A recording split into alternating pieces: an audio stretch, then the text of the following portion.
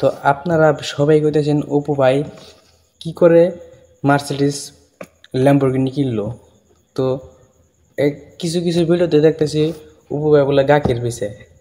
তো অপু ভাই এক এক গায়ের গাখির কয়বার করে বেচবো, আর বেচলো এই এত টাকা কোনো 10 লক্ষ টাকা। তো একটা এটা বিষয় কথা না, বিষয়জনক কথা। তো অপু ভাই এই ল্যাম্বরগিনি কিনলো কিভাবে?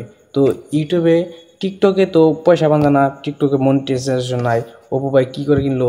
তাতে করে ও দুবাই যায় রয়েছে লাক্সারিয়াস, লাক্সারিয়াসের ভাবে রয়েছে, কিন্তু অপু ভাই কীভাবে এত টাকা কামাইতেছে কি করে? কিছু কিছু মানুষের দি ডাউট যে অপু ভাই বলে গাখির বেচে, বাট অপু ভাই গাখির বেচে তো এত কামিয়ে না। অপু ভাই মাসিক ইনকাম তো আপনারা জানেননি সবাই। হেলে তো অপু ভাই কীভাবে এত টাকা কাম করলো? কিছু কিছু ভিডিওতে দেখি অপু ভাই বলে গাখির বেচে। ও এক গায়ের গাখি কবে করে বেচবো?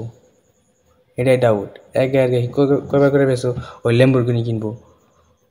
তো আপনারা সবাই ভাবতেছেন অপু ভাই বলে গাখির বেচে করে, গাখির বেচা না, আসলে ওর পার্সোনালি কিবা একটা থাকে। আরে এই ইউটিউবে সোশ্যাল মিডিয়া কাম করে নেয়, ও পয়সা কামাইছে। তো ডুবাই যায় রয়েছে এখন।